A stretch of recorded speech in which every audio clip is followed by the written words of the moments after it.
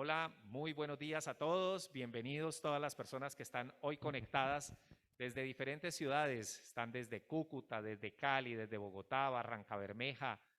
Sé que también por allá de Zipaquirá, algunos en el exterior. Creo que hoy tenemos gente de España también, de Argentina. Y a toda la gente que hoy tenemos presente en esta actividad tan importante, en este día especial. Hoy 16 de marzo del 2022. 2 años después de haber iniciado todo este proceso de pandemia y donde hoy pues nuevamente nos reunimos. Hace unos días estuvimos reunidos también en otra charla, pero la de hoy es muy especial y muy importante porque curiosamente hace 2 años la charla que teníamos programada antesito de que empezara la pandemia era una charla renal como la que tenemos hoy. Y con toda seguridad, pues no es la misma que iba a ser hace 2 años, porque la vida nos ha cambiado a todos, la pandemia cambió muchas cosas, la forma de vivir y la forma de ejercer la medicina, los médicos y los especialistas. Entonces, ciertamente, hoy vamos a tener algo de actualidad frente a todo este tema renal. Conversando con el doctor Javier, también ha sido muy fuerte la situación para ellos con tanto paciente trasplantado, que fue compleja también la situación. Y pues realmente, como lo hemos venido diciendo, dar gracias a Dios porque nos podemos reencontrar, porque tenemos esta nueva oportunidad de vida hoy, ya independiente de mañana, de ayer, perdón, y todo lo que ha pasado, del hoy. Y hay que vivir el hoy. Y este hoy y esta realidad es que estamos aquí reunidos, viendo caras que siempre hemos visto, que estuvimos viendo tanto en pantalla, hoy nuevamente viéndonos eh, frente a frente y muy, muy contentos con eso. Ya pronto estamos organizando el regreso también a la presencialidad en las actividades físicas, pero como les contaba hace un ratico, para nosotros, digamos, toda esta presencialidad es mucho más compleja que para cualquier otra entidad, porque hay entidades donde la gente que iba era 10, 12, 15 personas, y hoy para usted un aforo de 10, 15 personas es sencillo, pero nosotros que normalmente trabajamos con un número importante, grande de personas, no es tan fácil organizarnos por nuestra propia bioseguridad. O sea, aquí el tema no es de querer queremos, es de poderlo hacer de una manera biosegura, porque al final eso es lo que necesitamos, estar todos en bioseguridad. ¿Listo? Entonces, ya las recomendaciones están dadas, recordarles a los que están conectados, por favor, colocar su nombre, su número de cédula en la asistencia y recordarles que escriban en el chat las preguntas, no importa en el momento que la quieras poner, que igual la doctora Diana seguro está tomando nota y esas preguntas las responderemos al final de la charla. Entonces, hoy, pues de verdad que para mí es un honor, siempre será un honor tener la presencia acá del doctor Javier Álvaro Martínez. Él es de la Universidad Autónoma de Bucaramanga, es médico nefrólogo de la unidad de trasplantes de Fresenius, trabaja con la Foscal y siempre ha estado muy de la mano con nosotros en todos estos procesos. Y el doctor Javier y algunos otros nefrólogos que he tenido oportunidad de conocer que son de la misma línea del doctor Javier, son, quizás nunca se lo he dicho, doctor, pero son de las personas que yo admiro no solo por ser grandes profesionales, sino grandes personas, y sobre todo con la humanidad por delante, porque son personas que, como lo hablábamos, no es por lo que le paguen o no le paguen, es porque es su pasión, sus ganas de servir, la oportunidad que les da Dios a ellos de estar frente a un paciente, y ellos todo el tiempo, y el doctor Javier, yo creo que oran para que ojalá los pacientes que lleguen en una situación que haya posibilidades de sacarlos adelante. Pero para que eso pase se necesita que ustedes, los que están aquí, los que están en casa, pidan que los remitan donde sus nefrólogos si ustedes tienen una situación renal. No dejar que el tiempo pase y avance, porque este tipo de enfermedad, si va avanzando y cuando llegas donde el doctor, muy avanzado, tristemente ellos menos posibilidades tienen de ayudarte. Entonces, De verdad que yo admiro mucho en ellos la gran humanidad que hay. Hay pocos nefrólogos en el país, tristemente, y muchos pacientes renales. Entonces, también ellos la carga laboral es fuerte, pero lo hacen con mucho amor. Y sobre todo, que cuando son grandes personas, como lo es el doctor Javier, pues uno se siente más complacido. Entonces, hoy vamos a ver el impacto de la enfermedad renal en el riesgo cardiovascular, un asunto de cuidado. Y pues para esto le damos la bienvenida al doctor Javier. Quiero que desde casa manden muchos saludos al doctor Javier y aquí le demos un aplauso de bienvenida al doctor Javier. Listo. Bueno, muy buenos días. ¿Cómo están? Buenos días para la parte virtual que nos están escuchando. Muchas gracias por estar presentes. Como decía el doctor Ocampo, pues la verdad la vida ha cambiado mucho en los últimos 2 años. Cuando yo estaba preparando la charla, le dije a alguien, no, yo me voy a ir de saco y corbata. Dice, no, eso ya no se usa. Saco y corbata ya no se usa. Toca ir con vestido de trabajo. Y aquí entonces estamos. Entonces, decía el doctor Ocampo, hace 2 años la charla quedó interrumpida, tomamos algunos elementos nuevos y es lo que vamos a hablar.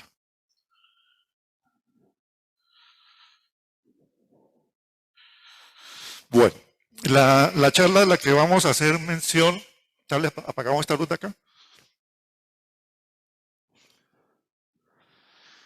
hace referencia a las implicaciones que hay para el corazón, para el cerebro, para las arterias, cuando los riñones están enfermos. Esa relación es mutua. Para que el corazón funcione bien, los riñones tienen que funcionar bien. Para que los riñones funcionen bien, el corazón tiene que funcionar bien. Hay una permanente interrelación. Si se afecta el uno, se afecta el otro órgano. Y de eso se trata la charla que vamos a hablar hoy. De las interrelaciones que hay cuando el riñón se enferma y se afecta el corazón. El corazón, el cerebro y las arterias por donde va la sangre para los demás órganos. Estos son los temas que vamos a tratar. Vamos a hablar inicialmente a recordar algunas funciones del riñón. Siempre que yo doy esta charla acá, siempre mencionamos algo sobre las funciones. Vamos a hablar algo sobre la enfermedad renal crónica, qué es eso, qué implica. Luego repasaremos lo que es el riesgo cardiovascular, que ya de aquí se ha hablado muchas veces en este escenario. Posteriormente vamos a hablar del riñón y el hueso y lo importante que tiene eso que ver con el corazón. Pareciera que no hubiera ninguna relación entre el riñón y el hueso y mucho menos entre el riñón, el hueso y el corazón. Vamos a hablar de esa parte, que es algo que es muy, muy, muy importante cuando hay una enfermedad renal. Vamos a ver unos ejemplos que realmente van a dejar bien marcada ese concepto. Y finalmente, pues ya el tema propio de la charla, que es qué pasa cuando el riñón se enferma y cómo afecta el corazón, cómo afecta el cerebro, cómo afecta las arterias. Inicialmente, funciones del riñón. Bueno, una función muy importante del riñón tiene que ver con el control del agua y la sal. Si una persona tiene exceso de líquido, exceso de agua, pues sencillamente el riñón elimina ese exceso. Si alguien va y se toma un fin de semana sus 10, 15 cervezas, el lunes no está hinchado, sencillamente porque el riñón pues ha ido eliminando esa cantidad de exceso de agua. Lo mismo, si no tiene acceso al agua, el riñón pues va a retener el líquido, va a retener el agua y de esa manera entonces evita la deshidratación. Con la sal es lo mismo.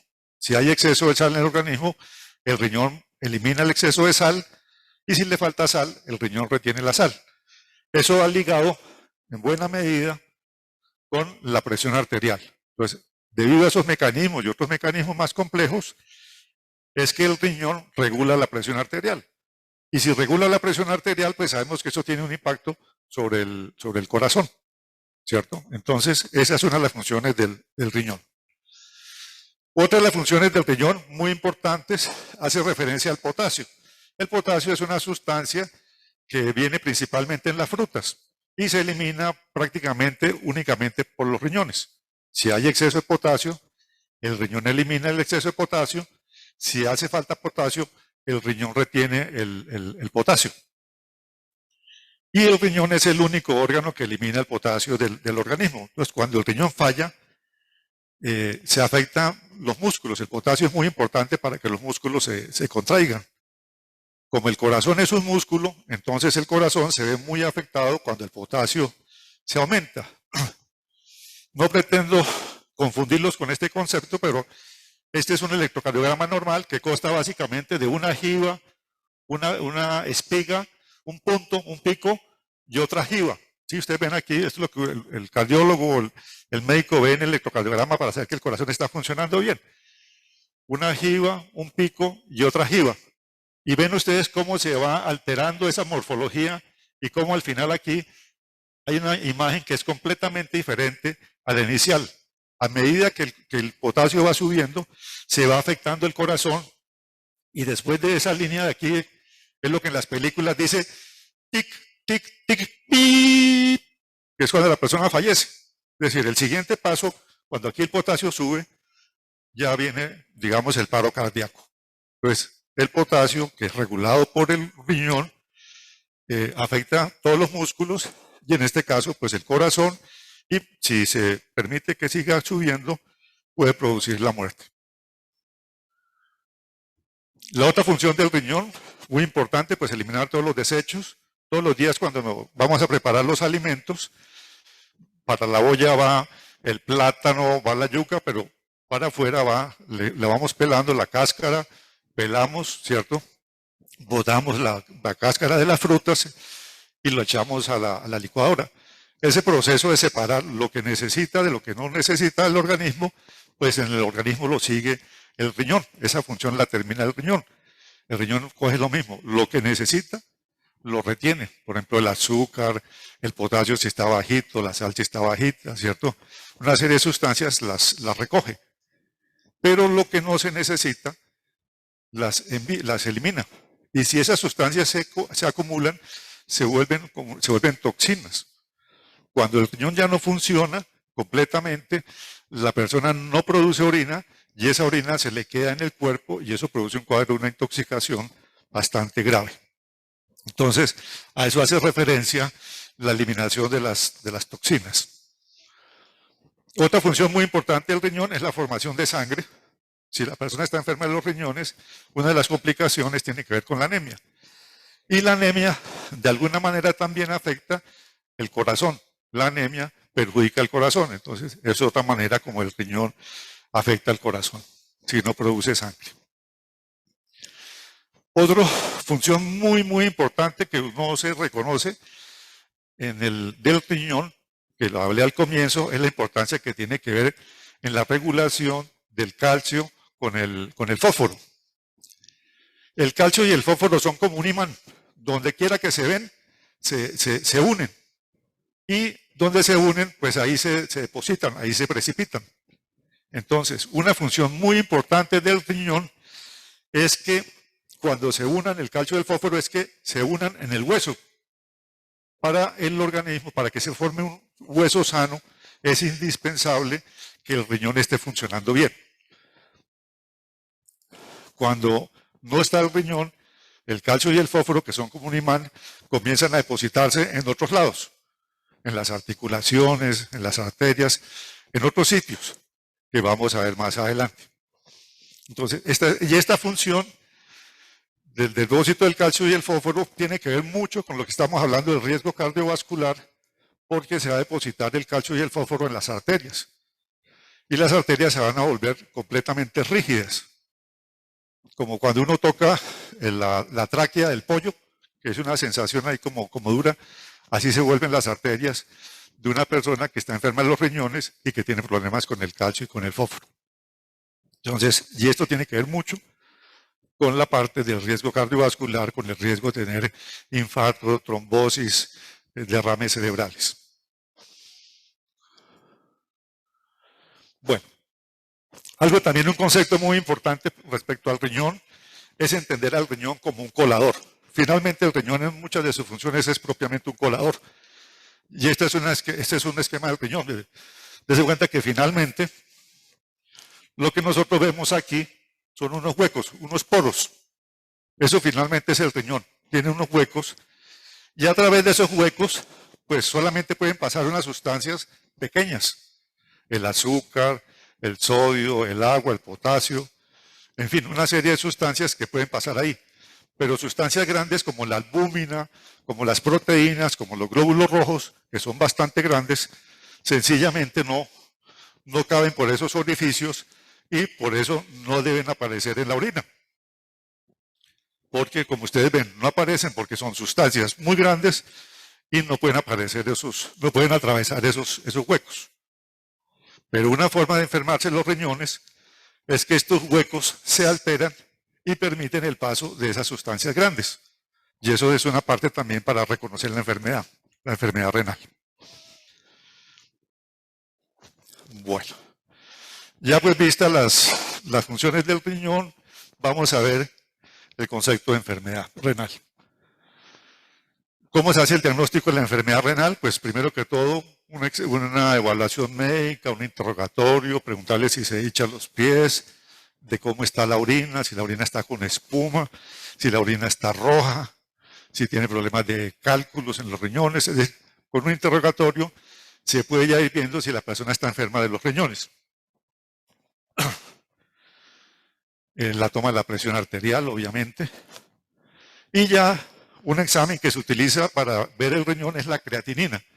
Nosotros con la creatinina se hace una fórmula matemática y con la creatinina uno calcula la cantidad de función del riñón.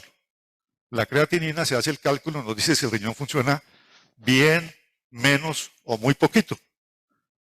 Para eso es la creatinina. Entonces con la creatinina nos dice la cantidad de función del riñón. Y, con la albúmina, que es una sustancia, como les decía, bastante grande, que no debe pasar el riñón, estamos midiendo la calidad de la función del riñón. Eso es muy importante. Con la creatinina, la cantidad, y con la albúmina, la calidad. El parcial de orina nos da también muchos elementos para medir la calidad.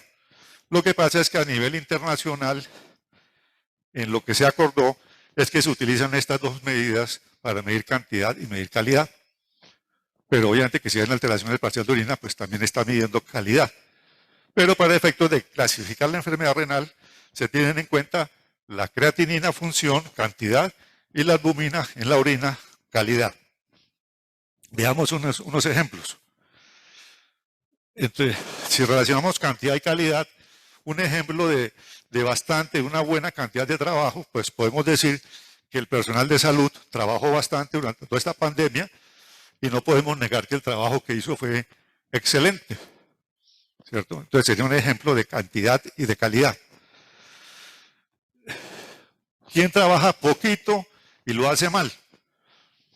Ya ustedes están pensando lo mismo que pienso yo, ¿cierto? Los senadores trabajan unos meses, no trabajan todos los días, y cuando trabajan mal, si es que trabajan, ¿no? Aquí está uno trabajando fuertemente, mire. Está durmiendo. Entonces, eso es como la relación que hay entre cantidad y calidad, y eso es lo que hay cuando definimos la enfermedad renal, cantidad y calidad. Aquí está, entonces ya pasamos un poco al concepto del riñón. Calidad mide la cantidad de la albúmina en la orina, ¿cierto? Que puede ser normal, que ya haya un poquito o que ya haya demasiado. Y la cantidad, pues que funcione al 100%, al 40, al 30, al 20, al 10. Aquí está la cantidad. Y pues aquí insistimos con el riñón como un colador para efectos de medir la albúmina en la orina. Y ya esto es la tabla que utilizamos los médicos, ¿no? No se trata de confundirlo ni nada, sino sencillamente es para darle una idea de que cuando el médico tiene al paciente con enfermedad renal, relaciona la cantidad con la calidad y lo lleva a una tabla, y según esa tabla uno ve qué riesgo tiene el paciente de que el problema del riñón se vaya agravando cada vez más. Entonces, relacionamos albúmina y relacionamos función. Por eso es muy importante el examen de laboratorio que se les pide, que se llama microalbuminuria. Microalbuminuria es para ver si ya está eliminando un poquitico de albúmina en la orina, que normalmente no debe haber. Y ya con eso está detectando enfermedad renal. Entonces se detecta desde muy temprano la enfermedad renal. Entonces, digamos, esta es la tabla que utilizamos los médicos, pues ya explicamos anteriormente de dónde viene. Esta es otra forma también de ver. Este es en el paciente diabético. En el paciente diabético, por ejemplo, es lo mismo. En la línea azul estamos mirando la función del riñón, la cantidad, y en la línea roja estamos mirando la calidad con la eliminación de albúmina, la eliminación de proteínas. Y vemos cómo a medida que va avanzando la diabetes y el paciente no se va controlando, la función renal va disminuyendo y la cantidad de proteína va aumentando. Otra forma de ver el riñón. Nosotros los médicos evaluamos la función del riñón desde este punto de vista. Bien, ahora, como han podido ver, el riñón no se afecta de un día para otro. Nosotros llamamos enfermedad renal crónica. Cuando decimos crónica, hace referencia a que la enfermedad tiene más de 3 meses. Pero usualmente la enfermedad del riñón, para que un paciente se le comience a dañar el riñón y llegue pues a diálisis, pasan meses y pasan años.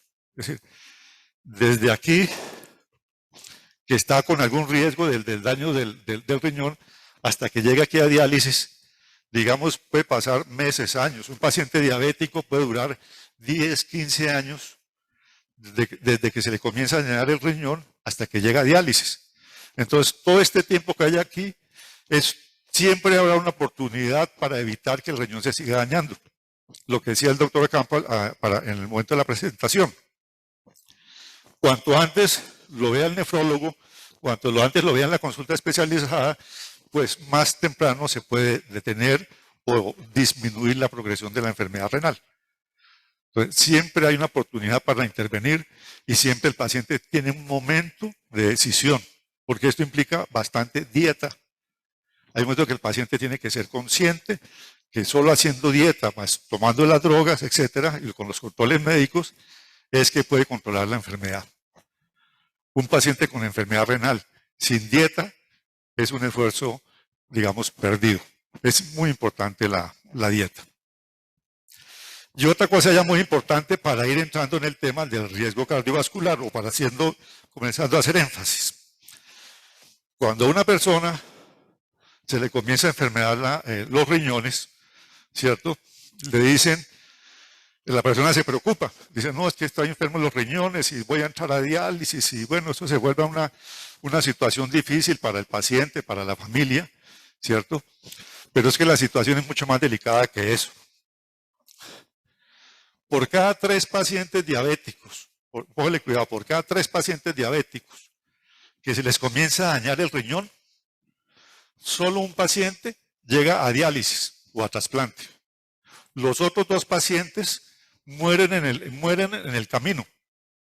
Es decir, cuando el riñón se comienza a enfermar, es más grave las complicaciones que el riesgo de llegar a diálisis. Y todo principalmente, ¿por qué? Porque se aumenta el riesgo cardiovascular. La persona que tiene enfermedad de los riñones, muy desde el comienzo, ya el corazón comienza a sufrir. Ya el corazón comienza a estar en riesgo de tener infarto. Ya comienza a tener riesgo de tener trombosis, de tener derrame cerebral. Entonces, como le digo, la enfermedad renal es una enfermedad, digamos, lenta, progresiva, donde hay mucho tiempo para intervenir y si no se le pone cuidado, la diálisis es lo de menos porque las otras complicaciones están las secuelas del derrame, del infarto y la misma muerte. Ya algo que mencionamos anteriormente, pues digamos qué pasa cuando el riñón se enferma, ya cuando el riñón definitivamente no funciona más, ya no va más. Entonces, pues el paciente se llena de líquido, se congestionan los pulmones, el corazón falla y la persona vive permanentemente asfixiada y con la tensión arterial muy alta porque pues está llena de líquido. Se altera el potasio, ya vimos qué pasa cuando el potasio sube demasiado, lo que le pasa al corazón. Ya vimos también qué pasa con las toxinas, cuando esas toxinas producen sangrado fácilmente, sangrado por la nariz, vómito de sangre, deposiciones con sangre, dolor al pecho, en fin, una serie de síntomas producen alteraciones neurológicas, convulsiones, movimientos diferentes o movimientos anormales, convulsiones, pérdida de conocimiento. Es decir, esa intoxicación afecta todo el organismo. Produce anemia, que también mencionamos anteriormente, ¿cierto? Y aquí en este extremo está todo lo que tiene que ver con el calcio y el fósforo, ¿cierto? El daño que producen los huesos y lo que nosotros ya sabemos, el daño que producen el corazón y en las arterias, porque el calcio y el fósforo ya no se depositan en los huesos, sino que se depositan en sitios donde no se debe depositar. Ya este es el cuadro de una persona completamente intoxicada. Afortunadamente, pues este cuadro clínico ya uno no lo ve, porque los pacientes pues ya tienen acceso a un servicio médico, a unas atenciones y ya al paciente pues se le detecta tempranamente y de pronto se le comienza a dializar o en el mejor de los casos se le trasplanta antes de que el paciente necesite la diálisis, que esa es una buena opción. Bueno, entonces ahí llegamos a lo que es el riñón, ¿cierto? Cómo funciona y qué implicaciones tiene cuando no está funcionando bien. Ahora pasamos entonces a hablar del riesgo cardiovascular. Del riesgo cardiovascular aquí pues se ha hablado muchas veces, aquí pues solamente vamos a recordar algunos conceptos. Vamos a hablar del riesgo cardiovascular, digamos, usual. Luego, y es el motivo de la charla, vamos a hablar del riesgo cardiovascular generado por el problema del riñón. Entonces, inicialmente vamos a hacer como un recorderis y luego vamos a la parte que más nos interesa de transmitir, que es el problema del riñón. ¿Qué se entiende? Pues para ir definiendo términos, ¿cierto? ¿Qué entendemos por enfermedad cardiovascular? Entonces, conjunto de trastornos del corazón y de los vasos sanguíneos, ¿cierto? Especialmente los vasos sanguíneos del cerebro, ¿cierto? O una trombosis o un derrame cerebral. Y el corazón, pues, o un infarto, o el corazón se deteriora tanto. El corazón normalmente, pues, es un músculo, pero si el corazón está afectado por todas estas enfermedades, se va volviendo en algunas partes como un tendón. Entonces ahí esa parte no desaparece el músculo, entonces esa parte no se contrae.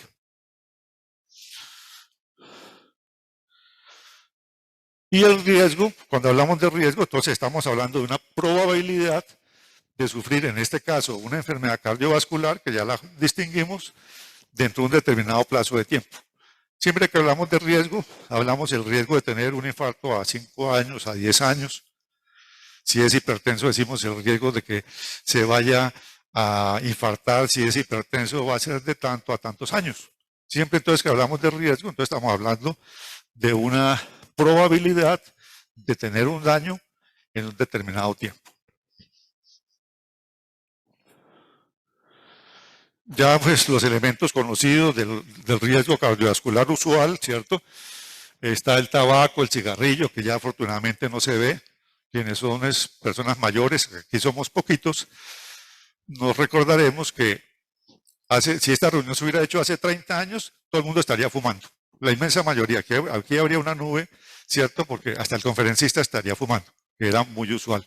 Afortunadamente, pues esa costumbre ya no está y el tabaquismo pues ya no se ve con tanta frecuencia.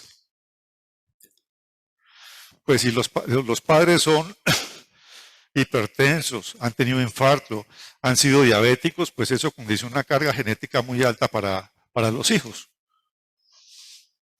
La edad, a mayor edad, pues mayor riesgo de estas complicaciones, el no hacer ejercicio y la obesidad, pues todo esto, digamos, en cuestión de tiempo, pues va a llevar a las complicaciones, en este caso, cardíacas. ¿Sí? Con estos riesgos, en determinado tiempo, la complicación. Como mencionaba, pues hay unos que son modificables y otros que no son modificables. Dentro de los no modificables, por ejemplo, la edad, el género, la raza, los antecedentes familiares, ¿cierto? Pues digamos, eso tiene una carga que no, esa es una cita con la cual no se puede incumplir, ¿no? Con la edad, con el sexo, etc. Y los modificables, ¿cierto? Ya mencionamos la presión arterial. La presión arterial es muy importante. Ya hablamos también de la importancia del riñón en la presión arterial. Entonces estamos uniendo el riesgo cardiovascular con una función del riñón, que es ayudar a controlar la presión arterial. Y a continuación voy a mostrar algunas gráficas, pues son tomadas de textos, me excusan que está en otro idioma, pero voy a explicarlas someramente porque me interesa es para fijar el concepto. En esta tabla veamos solamente esta columna, esta línea de aquí abajo, solamente concentremos en esta. Aquí en la derecha, en la izquierda, está el riesgo. Cuanto más arriba es que tiene mayor riesgo de padecer, en este caso, un infarto, una trombosis cerebral. Cuanto más esté arriba. Y cuanto más esté aquí a la derecha, hay un mayor riesgo, es porque el paciente tiene la presión arterial. Lo que dice la gráfica es que cuanto mayor sea la presión arterial, mayor riesgo tiene de presentar una trombosis cerebral. ¿Sí? Aquí nos damos cuenta, ¿cierto? La presión arterial aquí está normal de 120, aquí ya está en 180 y vemos cómo a medida que la presión arterial va subiendo, el riesgo va aumentando. A eso hace referencia el riesgo cardiovascular. Las diferentes líneas, esta línea, hace referencia a diferentes grupos de edad, que sabemos que la edad es otro factor de riesgo, ¿cierto? Entonces aquí vemos cómo, de una manera, de un ejemplo, cómo la hipertensión arterial condiciona el riesgo de una trombosis.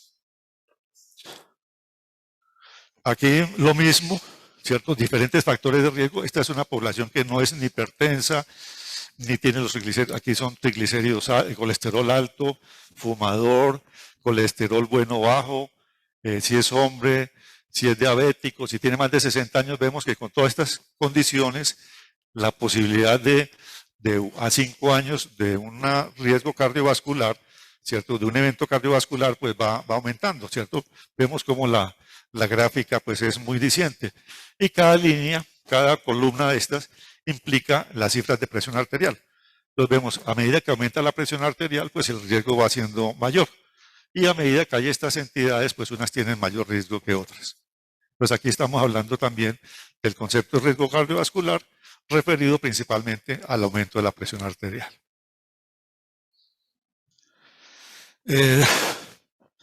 Otro riesgo, como mencionábamos o hacemos énfasis, pues en el colesterol alto, que pues nos va tapando las arterias. Hay personas que son de malas, ¿cierto? Porque no solamente tienen una condición, sino que tienen varias.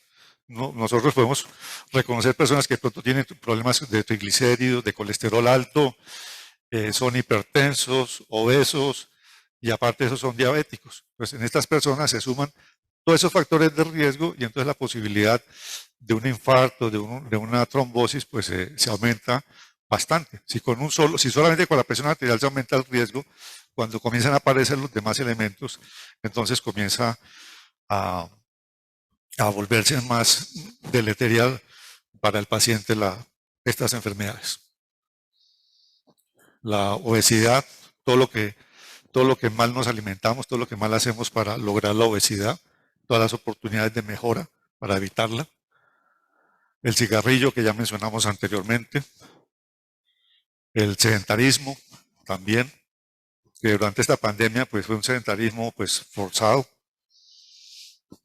El licor, que no lo habíamos mencionado, también pues otro factor de riesgo. El estrés, que a todos nos acompaña, de la forma como lo digamos, nos va a afectar.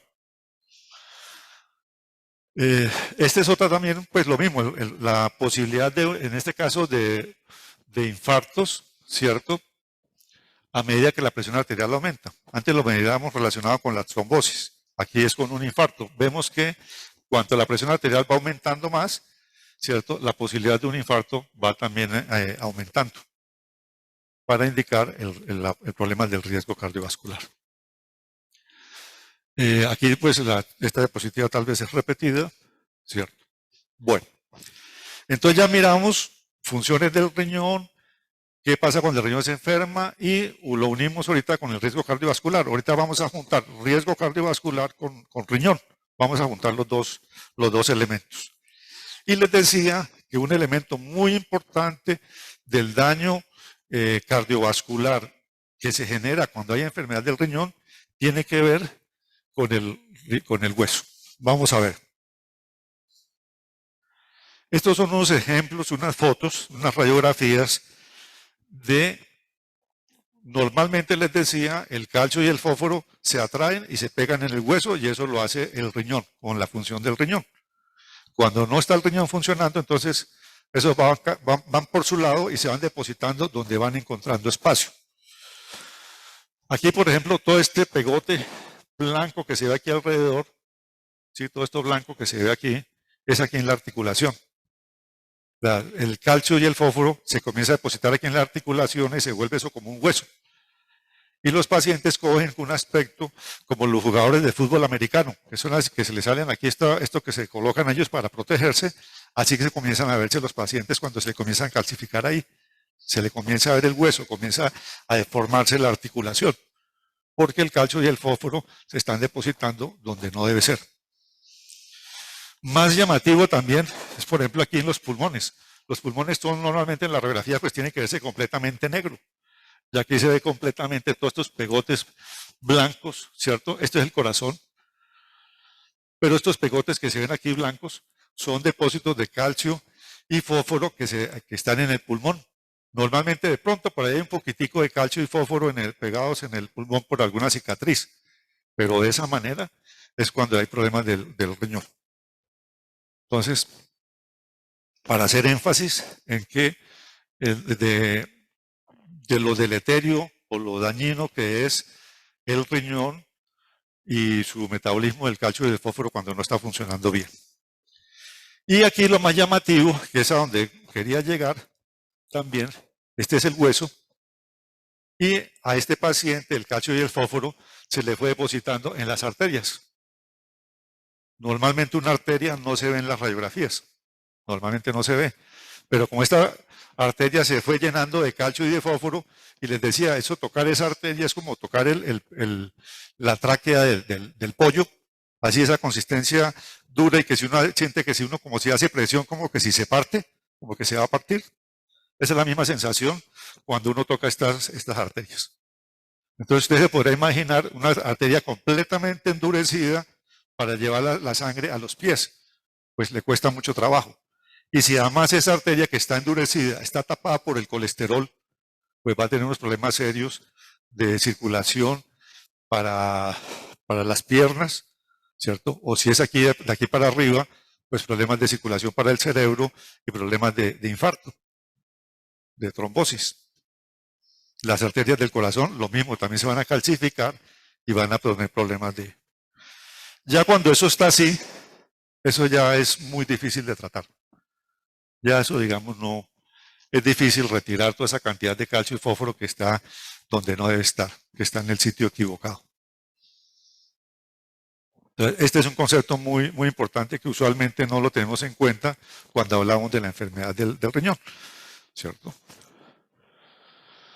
Bueno, y ya llegando, juntando los elementos que hemos ido dando en la charla, entonces vamos a hablar de qué implica, de cómo es ese matrimonio entre el riñón y el corazón cuando no se llevan bien.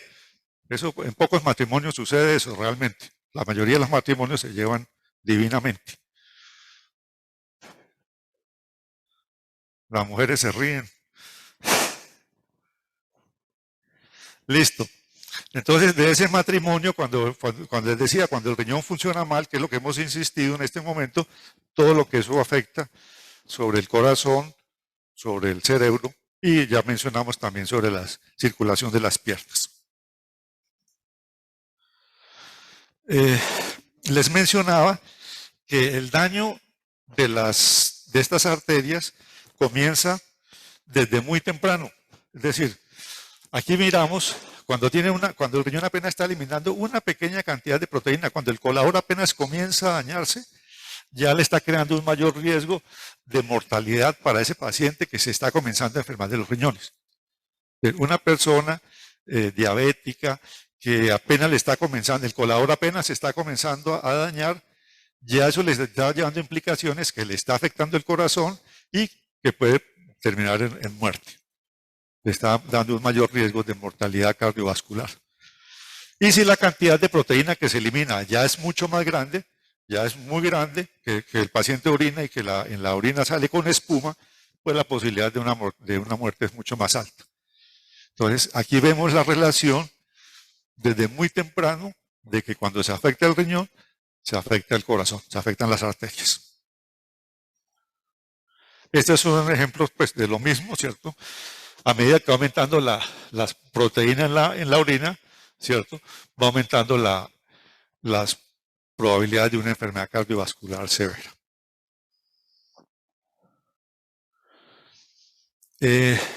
Pues, ¿de qué forma se afecta? Entonces, se afecta aquí es como un ejemplo, ¿no? De todos los factores de riesgo tradicionales que hemos mencionado, y a eso se asocian los relacionados con la tensión arterial, con la enfermedad renal. Entonces, aquí en esto de la enfermedad renal está la hipertensión generada por el problema renal, la anemia, la desnutrición, ¿cierto? Y aquí eso hace referencia a todos los trastornos del calcio y el fósforo. Entonces ya la persona que tiene problema renal no solamente tiene los riesgos tradicionales, sino que tiene otros derivados del problema del riñón. Y aquí pues estos son nuestros pues ya muy de tipo molecular, otras cosas pues ya de investigación. Pero desde el punto de vista clínico los importantes son los de este lado. Esta es otra forma de ver también el riesgo del que hemos hablado durante la charla. Estos son pacientes con enfermedad renal, el círculo grande son pacientes con enfermedad renal y este es el círculo de los pacientes que no tienen enfermedad renal. Ambos se enferman de problemas del cerebro, de problemas de falla cardíaca, problemas de infarto, pero se cuenta que estos círculos que representan la trombosis, el infarto, ¿cierto? La falla cardíaca, ocupan mucho más espacio cuando hay una enfermedad renal que cuando no hay enfermedad renal. Pues esta es otra forma de ver del riesgo cardiovascular. El estar enfermo desde los riñones, ¿cierto? Pasa de este estadio que tiene un riesgo a un riesgo aquí mucho mayor de ocupar todo el espacio.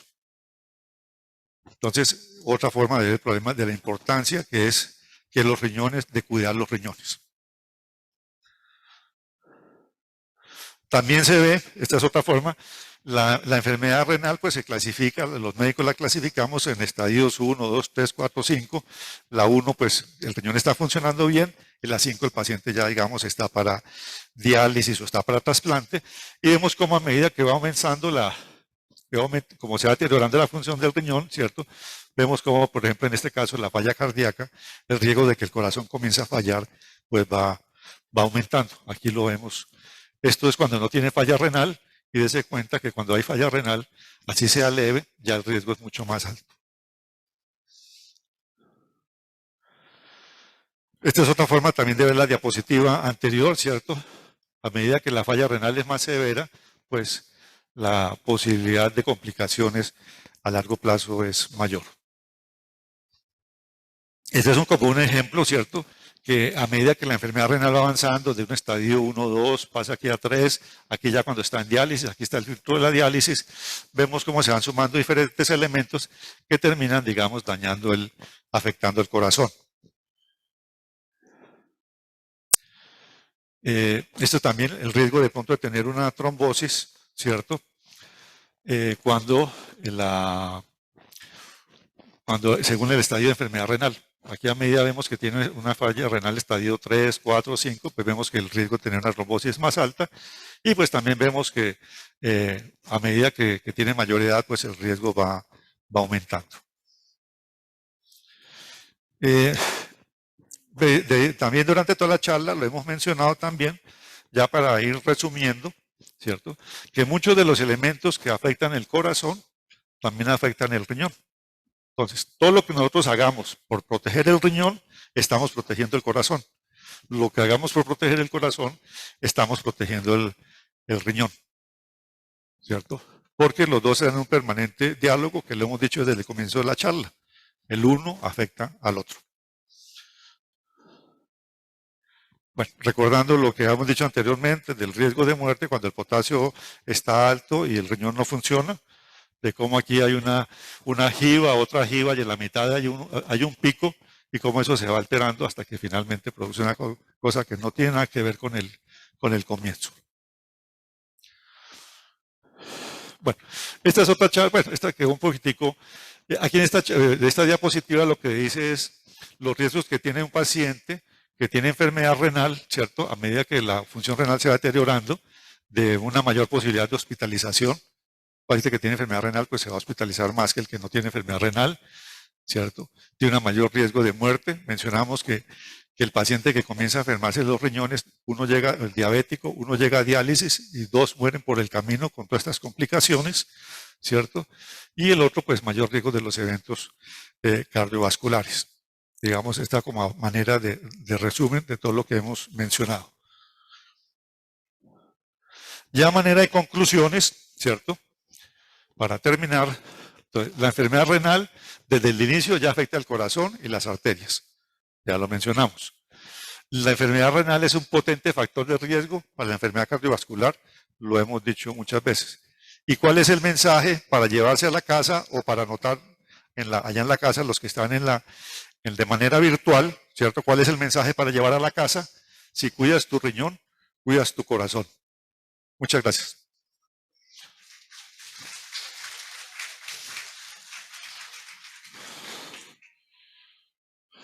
No, con mucho gusto. Preguntas, se habla de la sesión de preguntas. ¿Hay un micrófono para el público? Sí.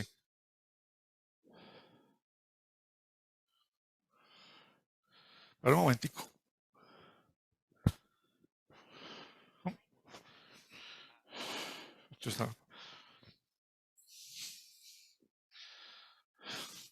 Hola, hola. Bueno, buenos días nuevamente. ¿Cómo están todos? Yo creo que se puede prender la luz. Bueno, eso está muy bien, muy bien.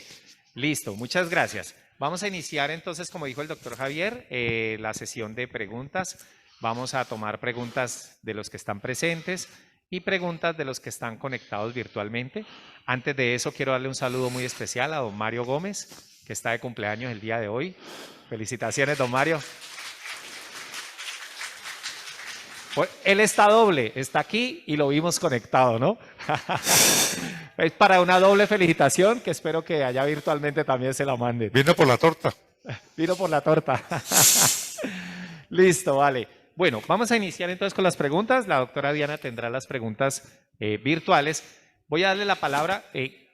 Creo que tenemos una fallita técnica. No tenemos el micrófono inalámbrico, así que hagan la pregunta durito. Yo la repito acá para que escuchen las personas en la parte virtual.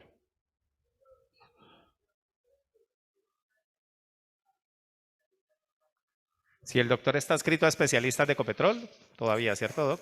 Lo que sucede es que donde trabajo, me asignaron el manejo de una unidad renal. Entonces yo estoy encargado básicamente ahorita del manejo de la unidad renal de la Foscal. Entonces consulta externa prácticamente no. Ahora está sin consulta haciendo. Externa.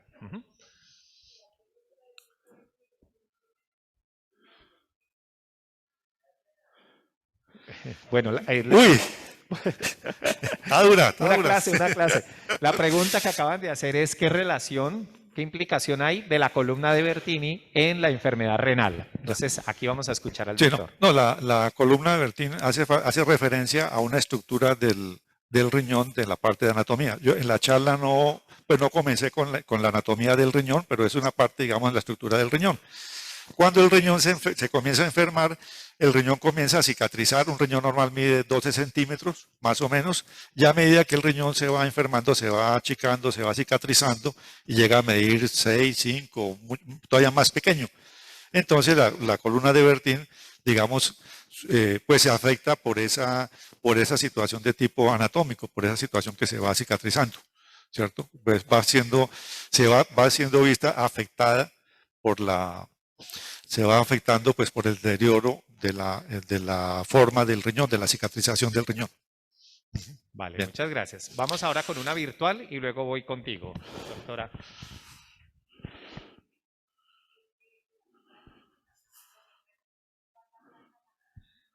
Bueno, entonces hacen esta pregunta. Si la hipertensión de bata blanca también tiene efectos en la parte de riesgo cardiovascular, ¿sí? Bueno, hoy en día casi ya no usamos la bata blanca, ¿no? Hoy es bata color. Sí, ya de diferentes colores, ¿cierto? No, sí, la hipertensión de bata blanca, pues sí tiene su afección, coloca un factor de riesgo sobre los eventos cardiovasculares. ¿cierto? Y obviamente debe ser, digamos, evidenciada, ¿cierto? Para eso el examen que se hace, un examen que se hace se le coloca al paciente el tensiómetro durante 24 horas y se ve cómo es el comportamiento de la presión arterial en la casa, que de pronto pues es normal, y se ve como cuando va a que le quiten el aparato o cuando va a que se lo coloquen, la presión arterial, digamos, sube. Y eso pues sí se pensaba que esa era una condición benigna, pero hoy en día ya se sabe que es algo que amerita atención. Para también mencionarle a las personas, la hipertensión de bata blanca, como decía el doctor, no es que usen ya bata blanca, pero básicamente es como el susto a veces que genera estar frente al médico. Sí. Entonces, a eso es Sí. que hace referencia la hipertensión de bata blanca. No es la bata, sino a tu mami le pasa, bueno, aquí hay alguien que cuenta que la mamá cuando está con el doctor, ¿sí? A otros nos pasa que nos duele algo y cuando llegamos donde el doctor ya no nos duele y entonces no identifica el dolor. Y eso, perdón, lo de la bata blanca es muy importante porque muchas veces el paciente llega alto, se le da el tratamiento y después llega que no, que yo en la casa que me siento mareado, que me toma la droga, que se sienta mal, y uno le toma la presión arterial y está alta. Entonces para eso es necesario el control de la presión arterial durante todo el día y ahí, digamos, ya se hace el diagnóstico. El mapa que se llama, o el holter de tensión arterial, también se llama el examen. Perfecto. Vamos con una presencial. Voy acá y luego contigo.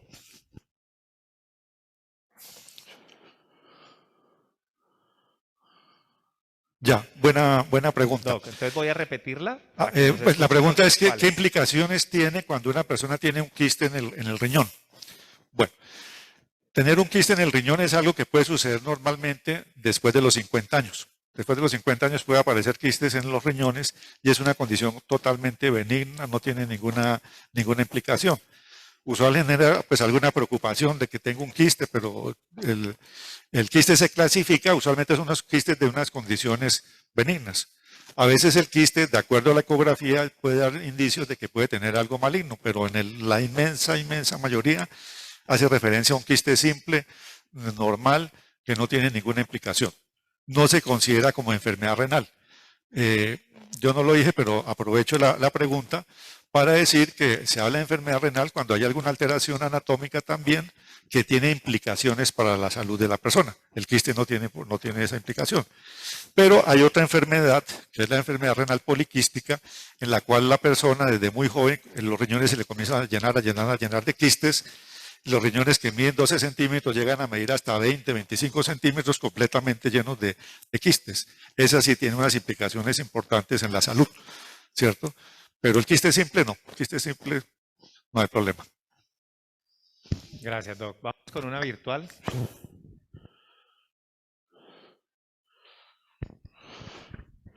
Hola, buenos días. Esto es agrupando una serie de preguntas que realizaron y es respecto a los cálculos renales. ¿Qué daños pueden causar los cálculos renales y si realmente son malos o no? Bueno, la pregunta de los cálculos, un cálculo pues es la formación, es decir, cuando hablamos de la calidad de la orina, ¿cierto? Pues hablamos que se mide por la presencia de albúmina, pero hay otras formas de calidad de la orina que no se miden, pero entonces cuando se altera la calidad de la orina puede alterarse de tal manera que favorece que se formen piedras en la orina, que son los llamados cálculos, pero básicamente son piedras. Entonces, si tiene problemas del ácido úrico, pueden formarse cálculos de ácido úrico. Si tiene problemas con el calcio alto en la sangre, pueden formarse cálculos de calcio.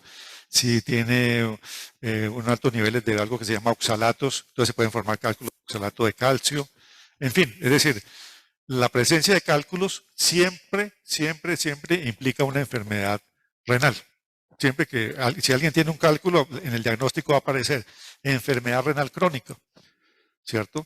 Enfermedad porque, pues, digamos, el cálculo está produciendo una alteración. Y crónica porque si ya lleva más de 3 meses, entonces se dice crónica. Entonces el cálculo siempre implica una enfermedad renal crónica. Ahora, los cálculos hay de diferentes tamaños, diferentes colores. Entonces, si el cálculo es pequeño, de menos de 4 o 5 milímetros, pues baja fácilmente a través del ureter, ¿cierto? Del riñón, baja fácilmente hacia la vejiga porque el tubo del ureter, el tubo por el que va la orina, es lo suficientemente amplio para que ese cálculo pueda descender sin ninguna dificultad. Si el cálculo mide ya más de 1 centímetro, pues es tan grande que no cabe por ese orificio. Entonces el cálculo no desciende, entonces no va a producir malestar. Pero si el cálculo mide más o menos entre 5 y 10 milímetros, trata de entrar forzado al ureter, entra forzado, atraviesa forzado, sigue forzado, y es lo que produce un dolor muy intenso, usualmente aquí en la parte de la espalda. Se puede venir aquí hacia adelante, hacia el lado de los testículos, ¿cierto? O de los grandes labios, produciendo un dolor muy intenso, pues que es característico. Un dolor que hace llorar al más valiente. Entonces, es un dolor que es bastante intenso. Ahora, como son cálculos, como no son unas sustancias ajenas, pues puede generar complicaciones como infecciones. Y si la enfermedad es tan severa, de pronto sucede que los cálculos no solamente se forman en la vía urinaria, sino que se forman dentro del riñón, dentro de la parte carnosa del riñón, comienzan a depositarse ahí los cálculos. Entonces, ahí también va produciendo daño en el riñón.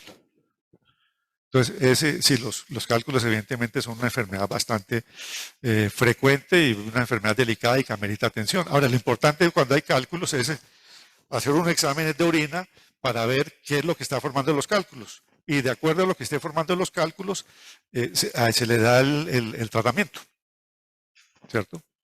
Usualmente tiene que ver con manejos con dieta. Le quería preguntar como para complementar ahí lo que usted menciona y es usualmente, digamos, ¿qué encuentran ustedes del por qué se causan los cálculos? Digamos, ¿qué tipo de situaciones lo generan? Ya. Bueno, una es, por ejemplo, tomar poco líquido, ¿cierto? Si yo tomo poco líquido y el riñón tiene que estar eliminando una serie de sustancias, pues al tomar poco líquido esas sustancias se van a concentrar. Eso es como coger un tinto, ¿cierto? Y le echa una buena cucharada de azúcar, revuelve, pues eso ahí nunca se disuelve el azúcar, ¿cierto? Así se formaría un cálculo en el riñón, porque hay poquito líquido y demasiada sustancia que favorece la formación de cálculos, ¿cierto? Pero si uno se toma una taza de tinto y le echa una cucharadita y disuelve, pues ahí no se forma, ahí se disuelve todo el azúcar y no hay ningún problema. Lo mismo, si toma bastante líquido, pues si hay algunos factores que favorecen la formación de cálculos, pues ahí se disuelve, entonces no se forman cálculos. Entonces uno tiene que ver con la cantidad de líquido. Otro tiene que ver, por ejemplo, con problemas del calcio. Si el calcio está alto en la sangre, puede comenzar a eliminarse en exceso por el riñón y puede formar cálculos de calcio. Hay otra sustancia también que se llama oxalatos. Por ejemplo, las personas que se someten a la cirugía del estómago para adelgazar, empiezan a producir una mayor cantidad que se llama de oxalatos. Los oxalatos, lo mismo, el calcio se atraen, el calcio y el oxalato se atraen, se pegan, cuando se pegan en la sangre, se eliminan por el riñón y allá van a formar los cálculos. Pues esa es otra forma de cálculos. Y dentro de todos los pacientes que yo le he hecho los estudios, yo a todos los pacientes le hago todo el estudio, lo que veo más frecuente es que los cálculos son de pronto o podrían disminuirse, digamos, si se consumiera una mayor cantidad de fruta. Las frutas, digamos, tienen una cuestión que se llaman los citratos, lo que son los cítricos, los citratos. Uno le mide los citratos a los pacientes en la orina y ve que la cantidad es muy poquita. Y los citratos son una sustancia que disminuye la formación de cálculos. Los citratos es como apartando lo que va a formar los cálculos, comienza como a apartarlos a que no se formen. Pero por las dietas que tenemos nosotros hoy en día, yo lo que veo en los pacientes es que hay una baja ingesta de fruta y eso es otro factor que favorece. Otro factor que también que favorece la formación de cálculos es si se come con bastante sal. Para el organismo eliminar la sal, tiene que eliminar también calcio. Entonces, al eliminar la sal, entonces está arrastrando calcio y aumenta el calcio en la orina y se forman cálculos, ¿cierto? Entonces, digamos, esas son como algunas de las causas. De ácido úrico también, si la persona tiene el ácido úrico alto, entonces en la orina se va a precipitar y va a formar los cálculos de ácido úrico. Uy, tremendo. Creo que ahí hay dos lecciones importantes dentro de lo que dice el doctor. Aumentar el consumo de líquido y de fruta. Bueno, 3. Y el tema de la sal, pues que no solamente entonces tiene que ver con el riñón, sino con la hipertensión también, ¿no? Sí, sí. Entonces, clave, ¿no? Clave. Listo. Vamos con una presencial.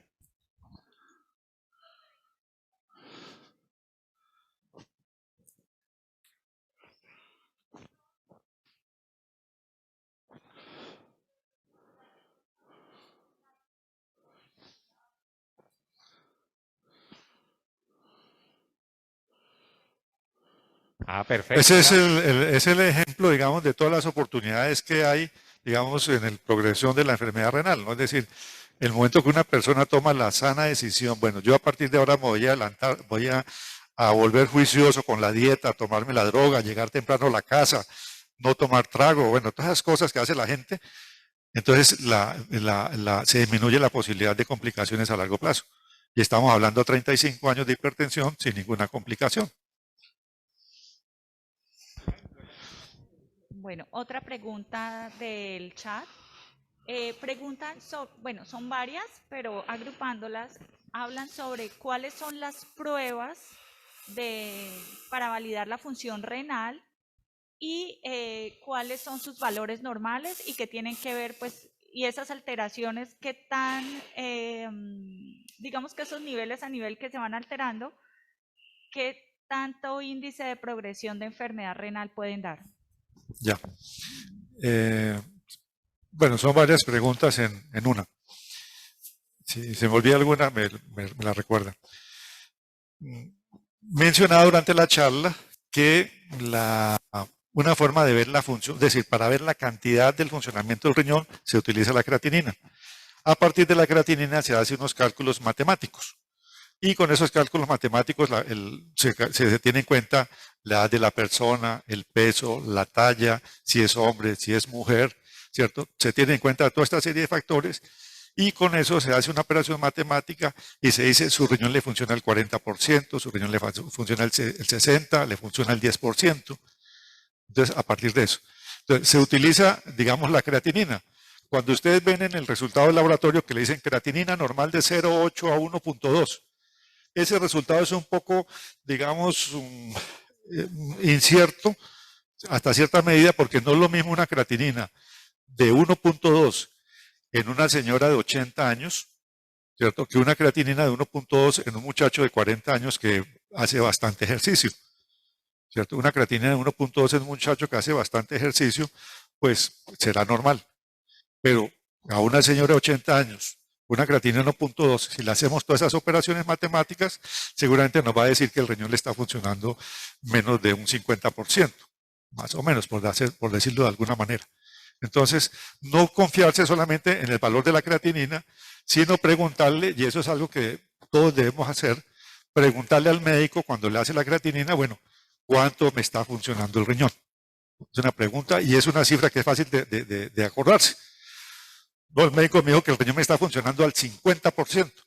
Siempre que vaya a otro médico, le va a decir, yo estoy enfermo de los riñones y el doctor me dijo que el riñón me está funcionando al 50%. Eso tiene muchas implicaciones porque el riñón no solamente elimina las toxinas, el riñón elimina muchas drogas. Entonces, si el riñón está funcionando menos, habrá que hacerle ajustes a muchas drogas, habrá que disminuirle las dosis a muchas drogas porque no se acumularían en el organismo y harían daño. ¿Sí?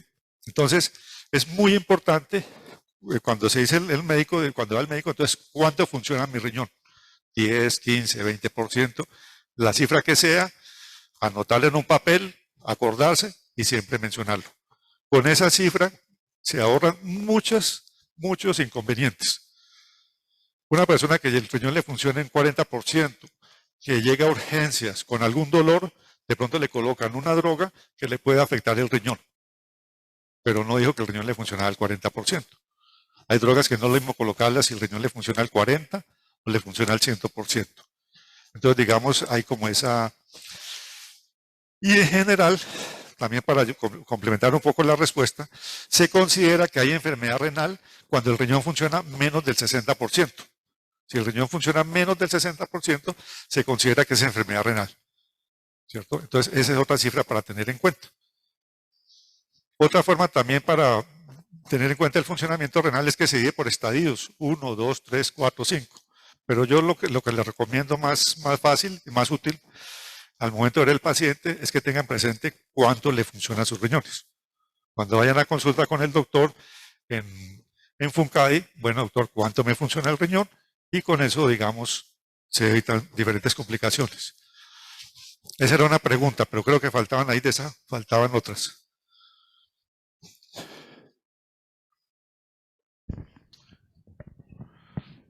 Bueno, aquí tienen más preguntas. No, pero sobre esa pregunta, pues que creo que ok. sobre la anterior, pues, Sobre las pruebas de función renal, sus valores normales, que ya lo explicaste, y básicamente si estaban alterados esos resultados, ¿qué tanta progresión de enfermedad podrían indicar? sí, esa es muy importante.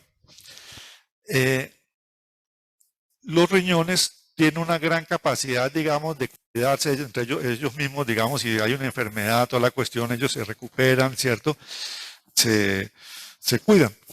Pero cuando el riñón más o menos se ha disminuido el funcionamiento, más o menos a un 50%, cuando el riñón ya no funciona, apenas está funcionando el 50%, el problema que hay es que eso equivale como cuando uno suelta una piedra en una pendiente. La piedra va rodando, rodando y ya no hay nada que la detenga. Entonces, cuando el riñón está por ahí funcionando un 40-50%, uno ya sabe que ese riñón va a seguirse deteriorando, digamos, en el tiempo. Algunas personas se demoran más tiempo, otras personas se demoran menos tiempo. Por eso es importante la consulta con el internista, con el nefrólogo, para tratar de que esa pendiente, tratar de que sea más lenta. Pero ya, digamos, la posibilidad de que llegue a un daño, digamos, bastante avanzado es alto. Pero de eso se trata la consulta, de eso se trata de ir al médico, de eso se trata de controlar la presión arterial, de eso se trata de hacer la dieta, para que la pendiente no sea así, sino hacerla más plana, de irla aplanando. Y entonces ahí uno lo que hace con los pacientes es, pues uno le va haciendo el seguimiento del porcentaje de función renal y de acuerdo a eso pues va determinando con qué progresión va avanzando. Normalmente, a partir de los 40 años se pierde el 1% de la función del riñón. Es decir, una persona más o menos a los 40 años le está funcionando al 100%. A los 60 años lo normal es que le esté funcionando al 80%. A los 80 años lo normal es que le esté funcionando al 60%. Con la edad la función del riñón va disminuyendo, pero eso es normal. Así como de pronto vamos oyendo un poquito menos cada vez, pues el riñón también pues va disminuyendo.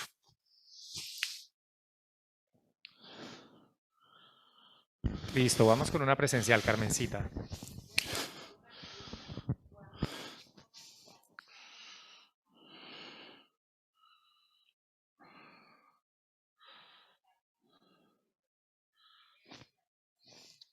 Bueno, si la persona tiene el potasio alto, no debe dializar los alimentos, no debe consumir alimentos con potasio, ¿cierto?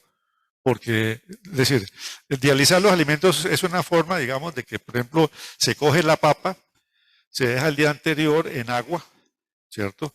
Y al día siguiente se bota el agua y se detiene la papa y esa papa va a tener menos potasio, ¿cierto? Es una forma, digamos, que se llama, es la forma que se llama de dializar. Pero es que acuérdese lo que yo le mostraba aquí, el potasio, que el potasio cuando ya está alto, si usted recuerda, se va alterando la morfología del funcionamiento del corazón. Entonces, cuando ya el potasio está alto, ya está alterado. Y si le echa un poquitico más de potasio, de pronto el corazón deja de funcionar, ¿cierto? Entonces, cuando una persona tiene el potasio alto, tiene que, digamos, suspender o bajar el consumo de potasio. ¿Cuáles son los alimentos que tienen potasio? Principalmente el banano, la papaya, la naranja, el aguacate, una fruta que no aparece en los textos porque esa no se la conoce en otras partes, pero el zapote que nosotros consumimos aquí, pues que nos gusta, eso no aparece en los textos, pero yo revisando el contenido de potasio, el contenido de potasio de los alimentos que da bienestar familiar, ahí veía que el contenido de potasio es bastante alto. Y hay otra sustancia también que afecta al potasio, que es el torombolo.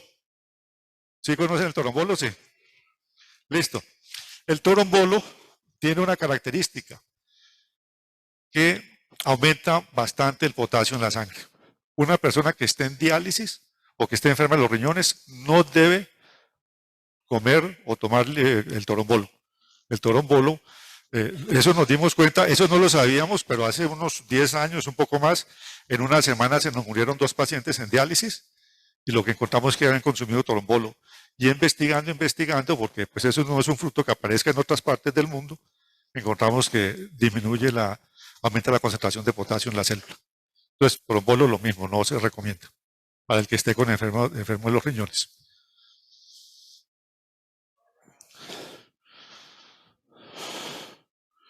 Bueno, aquí tenemos como algunas específicas, pero bueno, agrupando una, es sobre el tema de la orina.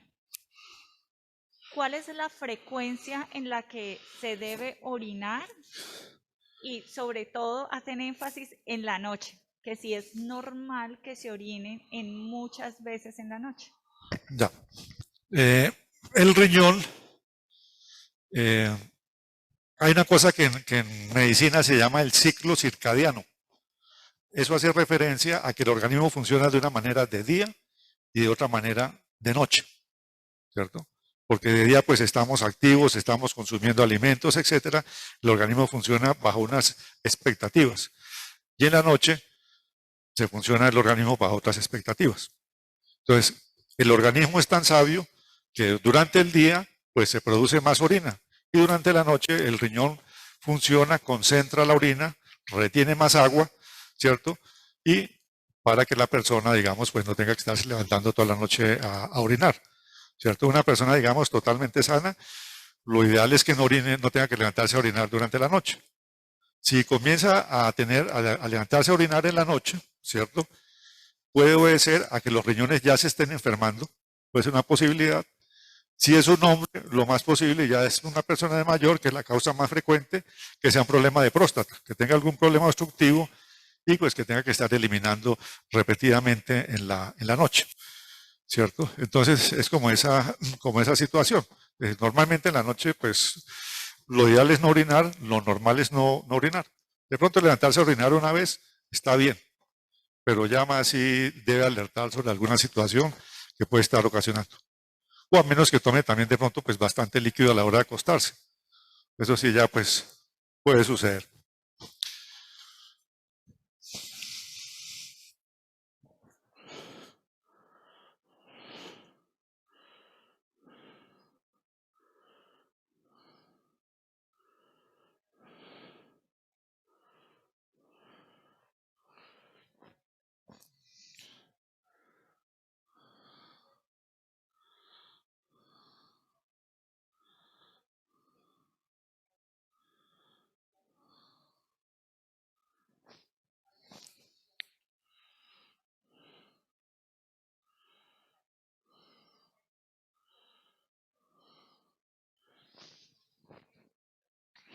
Bueno, sí, Doctor, pues digamos, repite la pregunta, porfa, que es que la gente en ya. virtual no escuchó.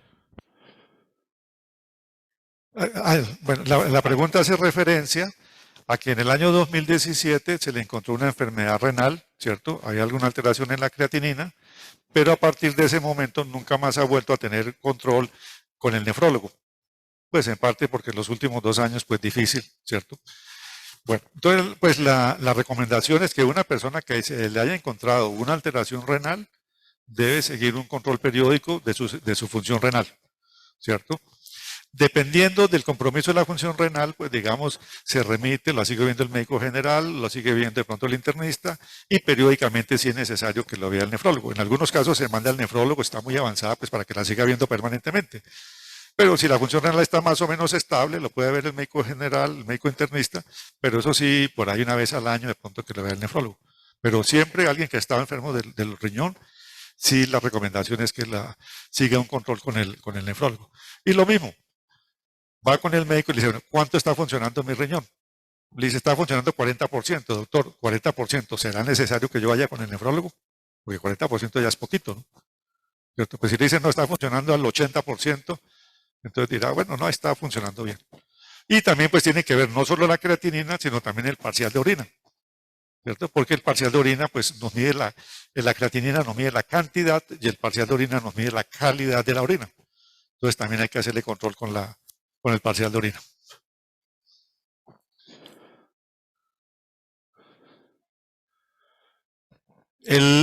Para decirlo de otra manera, el Sistema Nacional de Salud tiene organizado eso, ¿cierto? Los estadios 1 y 2 con el médico general, 3 y 4 básicamente con el internista, 4 y 5 con el nefrólogo, principalmente.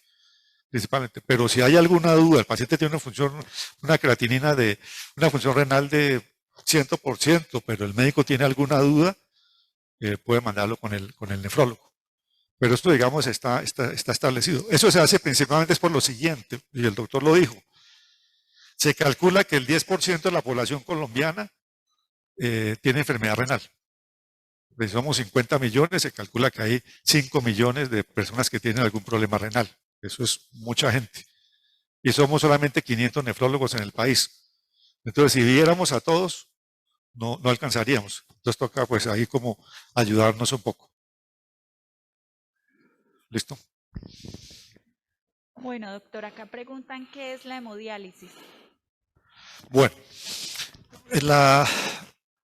como vimos, los riñones tienen una serie de funciones, ¿cierto? Pero cuando el riñón no funciona, entonces desaparecen todas esas funciones. Entonces, digamos, no produce sangre. Entonces, habrá que colocarle una droga para que produzca sangre, ¿cierto? Se le dificulta eliminar un poco de toxinas, pues habrá que manejar la dieta para que no se produzcan tanto esas toxinas, ¿cierto? Pero entonces hay cosas que no se pueden manejar con dieta, no se pueden manejar con droga, entonces toca manejarla con la diálisis, por ejemplo. Entonces, la diálisis es un procedimiento, es un filtro, ¿cierto? A semejanza del riñón, es como es un inmenso colador también, tiene huecos, ¿cierto? El filtro tiene muchos huecos de cierto tamaño, entonces permite el paso de sustancias pequeñas, no permite el paso de sustancias grandes, como lo hace el riñón, ¿cierto? Asemejando esa parte, esa función del riñón, ¿cierto? Y básicamente la diálisis lo que hace es que retira todo lo que son las toxinas. Básicamente una toxina con la que se mide bastante es con el nitrógeno ureico o el BUN. Ustedes de pronto cuando toman el examen de BUN en la sangre, eso hace referencia a un grupo de toxinas que deben ser eliminadas normalmente. Entonces, si el BUN es normal de 20, en un paciente que está enfermo de los riñones le sube a 100. Entonces, esa diferencia entre 20 y 100, pues la máquina, la diálisis, tiene que ayudársela a sacar. ¿Qué más? Resulta que el paciente ya el riñón no le funciona y el paciente ya no orina absolutamente nada. Entonces, como no está orinando nada, entonces el exceso de líquido que toma, pues tiene que ir a la diálisis, exprimirlo, por decirlo así, y sacarle ese exceso de líquido. Y la diálisis se hace, en este caso la hemodiálisis, se hace 3 veces a la semana. La diálisis dura 4 horas. Entonces la persona tiene que ir a la unidad renal, por ejemplo, lunes, miércoles y viernes, de 6 de la mañana a 10 de la mañana, de por vida. ¿Sí? Y en esas 4 horas se pretende hacer lo que el organismo no hizo en los 2 días anteriores.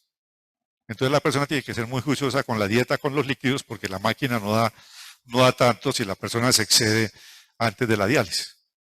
Es una opción de tratamiento. La otra opción de tratamiento, pues también está el trasplante, que pues es colocar un riñón sano y pues, es lo más parecido al riñón natural. ¿Sí?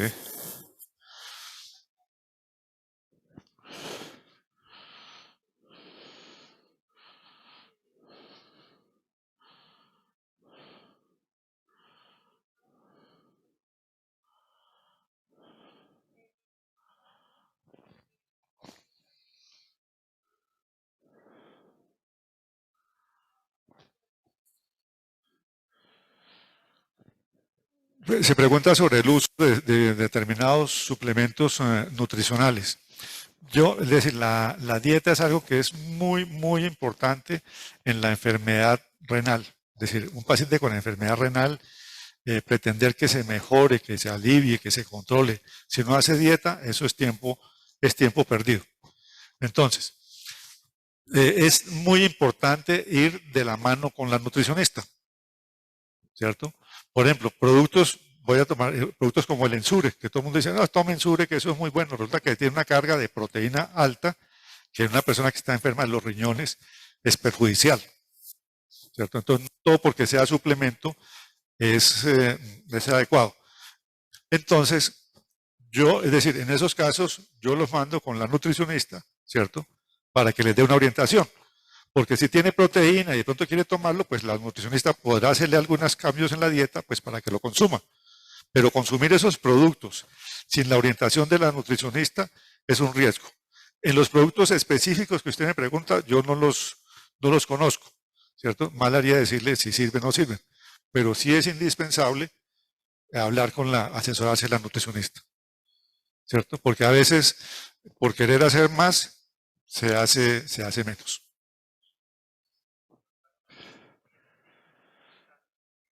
Ah, sí, claro. Por eso le digo, la dieta ha de ser individualizada, pues hay que hacer dieta, ¿cierto? Pero si le dicen, no, es que yo soy vegetariano, pues la nutricionista habrá que hacerle una dieta vegetariana. Si dice, no, es que a mí me gusta comer carne, listo. Se le podrá hacer una dieta enfermo de los riñones para que coma carne. Seguramente hacer una porción pequeña de carne, pero pues se le puede tener el gusto que coma un poquito de carne, ¿cierto?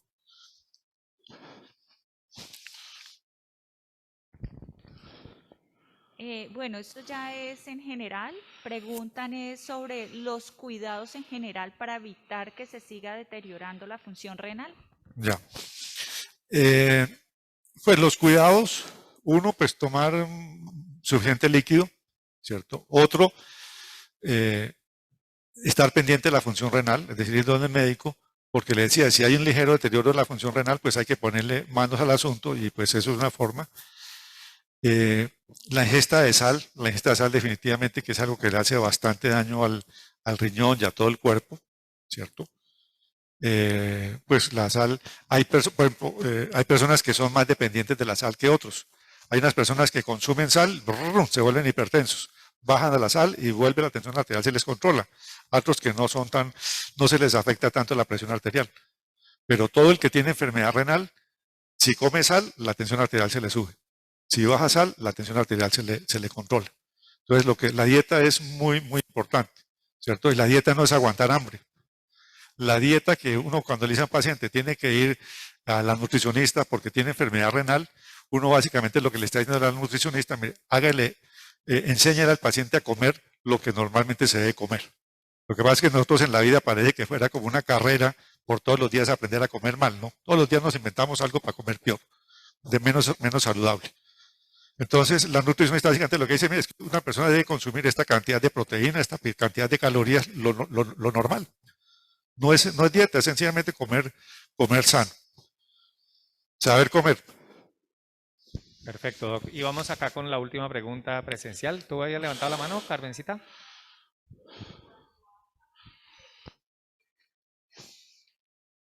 Bueno, esa es otra diálisis, que es la que se llama la diálisis peritoneal. La diálisis peritoneal lo que hace es que al paciente se le coloca una pequeña manguera que va dentro del abdomen, ¿cierto? Y a través de esa manguera se le pasa un líquido especial, ese líquido entra a la cavidad abdominal, enjuaga, lava los intestinos y a medida que va lavando los intestinos va purificando la sangre. Luego ese líquido se saca y se bota, se desecha.